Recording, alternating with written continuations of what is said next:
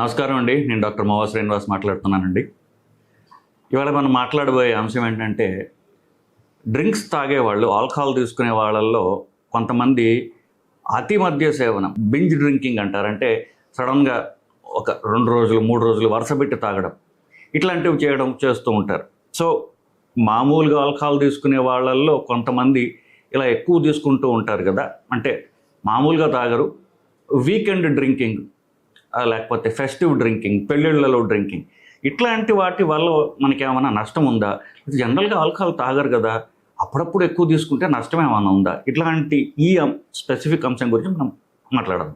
అతి మద్య సేవనం అది తెలుగులో మీరు ట్రాన్స్లేట్ చేసినట్లయితే, మరి ఇంగ్లీష్లో తర్జుమా చేసినట్లయితే బింజ్ డ్రింకింగ్ అంటారు. సో మామూలుగా నేను నా దగ్గర పేషెంట్స్ వచ్చినప్పుడు మీరు ఏమన్నా ఆల్కహాల్ తీసుకుంటున్నారా అని అడిగాను అనుకోండి, హిస్టరీలో భాగంగా అడిగాను అనుకోండి, రోజు తాగండి సార్, వీకెండ్లో మాత్రమే తాగుతాను, లేకపోతే రోజు తాగనండి, పెళ్ళిళ్ళలో తాగుతుంటాను, లేకపోతే ఫ్రెండ్స్ వచ్చినప్పుడు తాగుతాను. ఇది అనేది కామన్గా అందరూ చెప్తూ ఉంటారు. రోజు తాగడం కంటే ఒక 2-3 రోజులు ఎక్కువగా తాగడం యాక్చువల్గా ఎక్కువ డేంజరస్, ఎక్కువ ప్రమాదకరమైనది. సో ఎందువల్ల అంటే, ఫస్ట్ ఎక్కువగా తాగడం అంటే ఏమిటి? ఎక్కువగా తాగడం అంటే 2-3 రోజులు వరుసగా తాగని అవసరం లేదు. ఒకే సిట్టింగ్లో 5 కంటే ఎక్కువ బీర్లు తాగిన, లేకపోతే 900 ml స్పిరిట్స్, విస్కీ, రమ్ ఇట్లాంటివి, సో 900 ml కంటే ఎక్కువ తాగిన, లేకపోతే ఈ 2 తాగనండి, నేను ఆల్కహాల్ తీసుకొని అసలు వైన్ ఒక్కటే తాగుతాను, ఆ వైన్ కూడా 8% ఆల్కహాల్ ఉన్నటువంటిది, అది 120 ml కంటే ఎక్కువ తాగిన, ఈ 3 కేటగిరీలు అతి మద్య సేవనం కింద, బింజ్ డ్రింకింగ్ కిందకే వస్తాయి. ఒకటి. ఇంకొక చిన్న పాయింట్ ఏంటంటే, తెలంగాణలో కళ్ళు కొంచెం ఎక్కువగా తాగుతూ ఉంటారు. సో కొంచెం హైదరాబాద్ దాటి పల్లెటూరులోకి వెళ్ళిన తర్వాత ఆల్కహాల్ ఏమైనా అలవాటు ఉందా అని అడిగాను అనుకోండి, అసలు లేదు సార్, నేను ఆల్కహాల్ తీసుకోను అంటాడు. అంటే ఏమిటి, కళ్ళు తాగుతావా అంటే తాగుతానంటారు. ఎందుకు, వాళ్ళ దృష్టిలో కళ్ళు అనేది అసలు ఆల్కహాలే కాదు. సో అది చెట్టు నుంచి వస్తుంది, అది చెట్టు కళ్ళు అంటారు. కళ్ళు ఈత చెట్టు నుంచో తాడి చెట్టు నుంచో వస్తుంది, మరి ఆల్కహాల్ ఎక్కడి నుంచి వస్తుంది? అది తయారు చేసేది కూడా మనకు దొరికేటటువంటి గోధుమ నుంచో, లేకపోతే మొక్కజొన్న నుంచే కదా, లేకపోతే వైన్ అనుకోండి, ఏ ద్రాక్ష నుంచో కదా. సో అంతా ప్రకృతి నుంచి వచ్చింది. ఆర్టిఫిషియల్గా తయారు చేసేది కనుకంటే, ఆ ఆర్టిఫిషియల్గా తయారు చేసేది మళ్ళీ ప్రకృతి నుంచి తీసుకున్నటువంటి అంశాలే.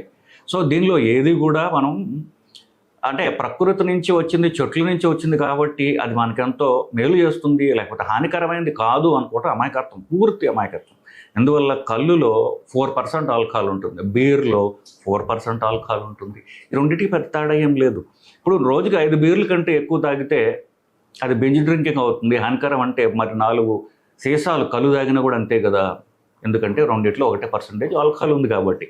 So coming back to the point, ఎట్లాగైతే బింజ్ డ్రింకింగ్ అంటే నేను చెప్పినట్టు 5 బీర్ల కంటే, లేకపోతే 900 ml స్పిరిట్స్ కంటే, 120 ml వైన్ కంటే ఎక్కువ తీసుకున్నట్లయితే అది అతి హానికరమైన అతి మద్య సేవనం, బింజ్ డ్రింకింగ్ అంటారు. ఎగ్జాంపుల్స్ చెప్పా. వీకెండ్ డ్రింకింగ్, ఫ్రెండ్స్తో పార్టీ చేసుకోవడం, పెళ్ళిళ్ళు, లేదా ఎక్కడో పని చేస్తుంటాడు, సడన్గా ఊరికి వెళ్తాడు, సంక్రాంతి. సో ఇట్లాంటివి ఈ సోషల్ సర్కమ్స్టాన్సెస్లో ఇవి ఎక్కువగా జరుగుతూ ఉంటాయి. సో వీటి వల్ల వచ్చే హాని ఏమిటి? దీనివల్ల మొదటగా బీపీ అత్యధికంగా పెరిగిపోతుంది.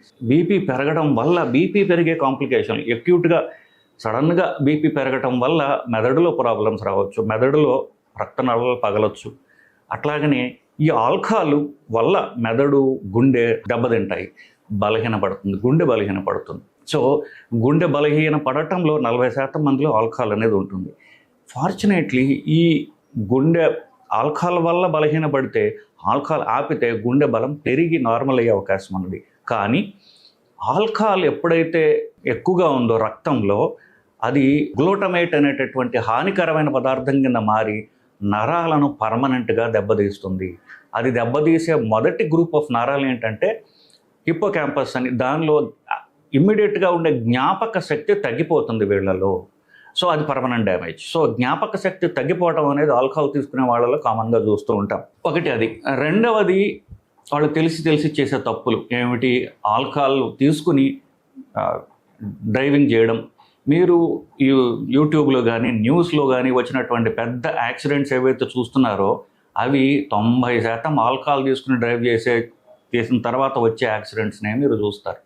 అట్లాగనే కొన్ని క్రిమినల్ యాక్టివిటీస్ ఎక్కువగా ఆడవాళ్ళని హింసించడం, ఫస్ట్ హింసించడం, తర్వాత వాళ్ళని ఇంకా వేధించడం, ఇట్లాంటి దాని తర్వాత ఏమన్నా అంటే ఏవైతే ఇవన్నీ కూడా ఆల్కహాల్ తీసుకున్నటువంటి చేసిన తర్వాత చేసుకునేవి. ఎందుకంటే ఇన్హిబిషన్ తీసేస్తుంది ఆల్కహాల్.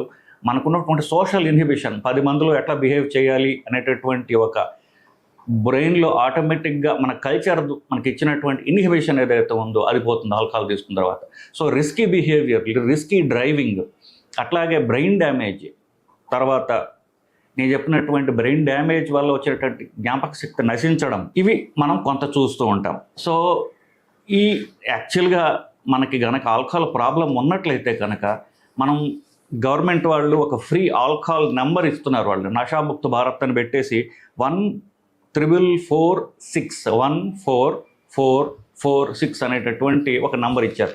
అది సెంట్రల్ గవర్నమెంట్ నంబరు. ఫ్రీగా వీళ్ళకి ఎలాంటి హెల్ప్ కావాలన్నా వాళ్ళు చేస్తూ ఉంటారు కావాలంటే. ఇంకొకటి ఏంటంటే, ఎవరైతే ఈ అతిగా ఆల్కహాల్ తీసుకోవడం జరుగుతూ ఉంటుందో, ఆల్కహాల్ ఎందుకు తీసుకుంటున్నారు వీళ్ళు అనేది కాస్త మనం గమనించాలి. డాక్టర్లుగా మాకేం చెప్తారంటే, ఆల్కహాల్ ఎక్కువగా తీసుకుంటున్నాడంటే ఒకటి అఫ్కోర్స్ ఎడిక్షన్. ఆ ఎడిక్షన్ ఎందుకు అన్నది, దేని నుంచి అతను పారిపోవడానికి ట్రై చేస్తున్నాడు. కామన్గా వీళ్ళలో డిప్రెషన్ ఉంటుంది, కామన్గా వీళ్ళకి మిగతా మానసిక సంబంధిత రోగాలు ఉండే అవకాశం ఉన్నది. కామన్గా వీళ్ళకి చిన్నపిల్లలుగా ఉన్నప్పుడు అబ్యూజ్కి గురై ఉంటారు. తండ్రి చేతిలోనో బయట వాళ్ళ చేతిలో దెబ్బలు తినడం, అతిగా వైలెంట్గా ఉన్నటువంటి పేరెంట్స్ ఆల్కహాల్ తీసుకుని వీళ్ళని హింసించడం, కొట్టడం, ఇట్లాంటివి జరుగుతూ ఉంటాయి. సో డిప్రెషన్ ఉన్న, చైల్డ్హుడ్ వైలెన్స్ ఉన్న ఇట్లాంటి వాళ్ళలో ఈ ఆల్కహాల్ సమస్య గట్టిగా ఉంటుంది. సో వాళ్ళు ఆల్కహాల్ వదిలేయడం అనేది వాళ్ళకి కష్టం కావచ్చు. అలాంటప్పుడు వాళ్ళు ఒక సైకాట్రిస్ట్ని కనుక వాళ్ళు సంప్రదిస్తే, ఫస్ట్ ఆల్కహాల్ ఆపడం ఎట్లా, ఈ ఆల్కహాల్ వెనక ఉన్నటువంటి కారణం ఏంటి, ఎందుకు ఇతను అడిక్ట్ అయ్యాడు, అది కూడా మనం ట్రీట్ చేయకపోతే ఆల్కహాల్ ఆపడం అతనికి కష్టం. డిప్రెషన్కి మందులు తీసుకోకపోతే డిప్రెషన్ తగ్గదు, ఆల్కహాల్ వదలలేడు. ఎప్పుడైతే డిప్రెషన్ తగ్గిందో ఆల్కహాల్ అవసరం లేదు అతనికి. సో ఆల్కహాల్ అవసరం లేకుండా ఉండేంత మానసిక బలం మనం ఇవ్వలేనప్పుడు అతను ఆల్కహాల్ ఆపలేడు. సో ఒక సైకాట్రిస్ట్ని, మానసిక వైద్య నిపుణుడిని కలిసి ఈ ప్రాబ్లం కనుక వాళ్ళు ఎక్స్ప్లెయిన్ చేసినట్లయితే, ఫస్ట్ ఆల్కహాల్ ఆపడం ఎట్లా, అండర్లైన్ కాజ్ని, ఎందువల్ల ఇతను ఈ ఆల్కహాల్కి అడిక్ట్ అయ్యాడు అనేటువంటిది కూడా వాళ్ళు ట్రీట్ చేసుకోవడం జరుగుతుంది. ఇంకొకటి, కొంత ఎడిక్షన్ అనేది వంశపారంపర్యంగా వచ్చేటటువంటి ఒక జబ్బు లాంటిది. సో వాళ్ళలో కూడా ఆల్కహాల్ ఆపడం అనేది వాళ్ళకి కష్టం. ఇది కూడా ఇప్పుడు చుట్టుపక్కల ఇమ్మీడియట్ ఫ్యామిలీ మెంబర్స్, భార్య, ఎస్పెషల్లీ పిల్లలు, వీళ్ళు ఎంతసేపు తక్కువ చూడటం, ఎందుకంటే నువ్వు ఆల్కహాల్ తాగుతావు, తాగుమోతివి, ఆపే అని రోజు పీక్కుతుంటున్నారు అనుకోండి, అతను ఆపలేడు సరిగదా, మొండిగా తిరుగుతాడు. సో మనం వాళ్ళకి సపోర్ట్ ఇవ్వాలి. సో నీకు ఈ ప్రాబ్లం ఉంది, నువ్వు ఆపలేకపోతున్నావు, నీకు ఆపాలని ఉంది కానీ నువ్వు ఆపలేకపోతున్నావు, అప్పుడు నేను నీకు ఎలా సహాయపడగలను. సో ఒక ఫ్రెండ్ లాగా అతన్ని ట్రీట్ చేసినప్పుడు హెల్ప్ చేయడానికి ట్రై చేసి, అప్పుడు మనం ఒక డాక్టర్ని కలుద్దాం, నువ్వు ఆపడం కష్టంగా ఉంది కదా, నువ్వు సడన్గా ఆపితే కూడా ప్రమాదం రావచ్చని డాక్టర్ చెప్తున్నారు కాబట్టి మనం డాక్టర్ని కలుద్దాం అని సపోర్టివ్గా మాట్లాడినప్పుడు అతను ఆల్కహాల్ ఆపివేయడం సులభం. ఆల్కహాల్ సడన్గా ఆపివేయడం కూడా అంత మంచిది కాదు. సో దాన్ని తగ్గించుకుంటూ పోవాలి. ఎలా తగ్గించుకుపోవాలి, తగ్గించడానికి ఒక స్ట్రక్చర్డ్ ప్రోగ్రామ్ ఉందా, ఆల్కహాల్ ఆపడం చేసినప్పుడు అతని బాడీలో వచ్చినటువంటి రియాక్షన్స్కి ట్రీట్మెంట్ చేయడం ఎట్లా, ఇట్లాంటివన్నీ కూడా డాక్టర్ సాయంతోనే చేసుకుంటాం. సేఫ్, అది కూడా క్విక్గా అవుతుంది. తనకు తానుగా ఆపేయడానికి ట్రై చేస్తే భార్య పోరడం వల్లనో అప్పుడేంటి, ఆల్కహాల్ ఆపేస్తాడు, మళ్ళీ మొదలెడతాడు, ఆపేస్తాడు, మళ్ళీ మొదలెడతాడు. ఈ సైకిల్స్ జీవితాంతం నడుస్తూనే ఉంటాయి. సో మీరు ఒక ప్రొఫెషనల్ హెల్ప్ తీసుకున్నట్లయితే ఇది మెల్లగా పర్మనెంట్గా ఆపడం ఎట్లా అనేది మీకు జరుగుతూ ఉంటుంది. ఆల్కహాల్ అలవాటు ఉన్న వాళ్ళలో ఇది ట్రీట్మెంట్ గురించి మాట్లాడారు. ఇంకొక పెక్యులర్ బిహేవ్ ఉంటుంది, దూకేయడం. సో దాన్ని బాల్కనింగ్ అంటారు. అంటే ఈ పార్టీల్లో ఉంటే 2వ అంతస్తు 3వ అంతస్తులో ఉంటే వీళ్ళకి దూకేయాలనిపిస్తూ ఉంటుంది. సో బాల్కనీ నుంచి దూకేయడం, కింద స్విమ్మింగ్ పూల్లో పైనుంచి దూకేయడం, హైట్స్ నుంచి దూకేయడం, ఇట్లాంటి ఒక పెక్యులియర్ బిహేవియర్ ఆల్కహాల్ వల్ల వస్తుంది, కావాలని చేయరు, ఆల్కహాల్ వల్ల వస్తుంది. దాంట్లో తీవ్రమైన యాక్సిడెంట్స్ కూడా జరగడం కామన్గా చూస్తూ ఉంటాం. దీన్ని బాల్కనింగ్ అంటారు. ఈ దూకేయడాలు అనమాట. దీనివల్ల వెన్నుముక దెబ్బతినటం, ఒక్కొక్కసారి పర్మనెంట్గా వీళ్ళు బాధపడాల్సినటువంటి ఆపరేషన్లు అవసరం పడతాయి. ఆపరేషన్ వల్ల పూర్తి బెనిఫిట్ రాదు. పర్మనెంట్గా వాళ్ళు తీవ్రమైనటువంటి డ్యామేజ్ చేసుకుని దానివల్ల జీవితాంతం వాళ్ళు బాధపడాల్సినటువంటి అవసరం ఉంటుంది. చుట్టుపక్కల గమనిస్తూ ఉండాలి, ఇట్లా వీళ్ళు బాల్కనీలోకి పోతున్నారా, బయట నుంచి కిందకు దూదని ట్రై చేస్తున్నారా, ఇదంతా. ఇంకొక పెక్యులర్ బిహేవియర్ ఏంటంటే ఆల్కహాల్ తాగిన వాళ్ళకి, ఎస్పెషల్లీ బీరు తాగిన వాళ్ళకి ఎక్కువ యూరిన్ ఫార్మ్ అవుతూ ఉంటుంది. సో యూరిన్ ఫార్మ్ అయినప్పుడు ఎక్కువగా తాగేశారనుకోండి, యూరిన్ వెళ్ళాలి అనేటట్టు కొంతమంది అయితే వెంటనే వచ్చేస్తుంటుంది తెలియకుండా. అది ఒక్కొక్కసారి వీళ్ళు యూరిన్ ఎక్కువ ఫామ్ అవుతుంది, యూరిన్కి వెళ్ళలేకపోతారు, వీళ్ళు అది ఇగ్నోర్ చేస్తారు. యూరిన్కి వెళ్ళాలన్నటువంటి అర్జీ ఏదైతే ఉంటుందో అది ఇగ్నోర్ చేస్తుంటారు. సో యూరిన్ బ్లాడర్ పెరిగిపోయి బ్లాడర్ డ్యామేజ్ అవ్వడం కూడా వీళ్ళలో చూస్తుంటాం. బాల్కనింగ్ అని ఒకటి చెప్పా, urine bladder rupture, urine bladder పగిలిపోవడం కూడా వీళ్ళలో మనం చూస్తూ ఉంటాం బేసికలీ. సో ఇది ఆల్కహాల్ వల్ల, అతిగా ఆల్కహాల్ సడన్గా సేవించడం వల్ల వచ్చేటటువంటి ఈ ప్రాబ్లం గురించి మాట్లాడాం. ఇంకొకటి ఏంటంటే పిల్లలలో ఆల్కహాల్ ఎక్కువగా తీసుకోవడం. సో ఎవరైతే చిన్న వయసులో ఎక్స్పెరిమెంట్ చేస్తున్నట్టుగా, లేకపోతే అది ఆ బిహేవియర్ వాళ్ళకి అలవాటు అయిపోతుంది. మా నాన్న తాగుతున్నాడు కదా, సో ఆల్కహాల్ తాగితే పర్వాలేదేమో, మా నాన్న బాగానే ఉన్నాడు కదా, అప్పుడప్పుడే తిడుతుంటాడు, కొడుతుంటాడు, కానీ ఆల్కహాల్ తాగడం పర్వాలేదేమో అన్నటువంటిది వస్తుంది. పిల్లలు ఎప్పుడైతే తండ్రిని ఆల్కహాల్ తాగడం చూస్తున్నారో ఆల్కహాల్ బిహేవియర్ అనేది వాళ్ళ మనసులో ఒక స్టాండర్డ్ అయిపోతుంది. సో చిన్నతనం నుంచే ఆల్కహాల్ అలవాటు చేసుకోవటం వాళ్ళకి వచ్చే అవకాశం ఉన్నది. 15 ఏళ్ల వయసులో కంటే ఎవరైతే పిల్లలు ఆల్కహాల్ తీసుకోవటం మొదలు పెడతారో తర్వాత జీవితంలో వీళ్ళు ఆల్కహాల్కి అడిక్ట్ అయ్యేటటువంటి ఆ రిస్క్ అది చాలా ఎక్కువగా ఉంటుంది. సో చిన్న పిల్లల్లో, 15 ఏళ్ల వయసు కంటే తక్కువ పిల్లల్లో, స్కూల్ పిల్లల్లో కనుక ఇప్పుడు 9వ 10వ క్లాస్ వాళ్ళు మొదలు పెడతారు ఇట్లాంటి బిహేవియర్స్. 9వ 10వ క్లాస్ వాళ్ళు ఆల్కహాల్ కనుక వాళ్ళకి అలవాటు కాకపోయినా వాళ్ళు ఆల్కహాల్ వైపుకు వాళ్ళు డ్రా అవుతున్నారంటే అది ఒక రెడ్ ఫ్లాగ్. అంటే ఇంకా మనం ఒకవేళ స్కూల్ టీచర్లు కానివ్వండి, పేరెంట్స్ తెలియకపోవచ్చు, పేరెంట్స్ కూడా ఒకవేళ తెలిసినట్లయితే వాళ్ళని చాలా జాగ్రత్తగా హ్యాండిల్ చేయడం అనేది అవసరం. ఇదేదో నువ్వు కొత్త ఎక్స్పీరియన్స్ కోసం అనుకుంటున్నావు బాబు, దీనివల్ల తర్వాత జీవితంలో నువ్వు ఎన్నో ప్రాబ్లమ్స్ ఫేస్ చేస్తావు అని అతన్ని తిట్టకుండా, వాళ్ళ మీద మనం వైలెంట్ బిహేవియర్ చూపించకుండా మనం ఒక ఫ్రెండ్ లాగా మాట్లాడగలిగినట్లయితే మాత్రమే వాళ్ళని మనం దారికి తేగలం. సో స్కూల్ పిల్లల్లో డ్రింకింగ్ని మనం చాలా జాగ్రత్తగా అరిగట్టాలి.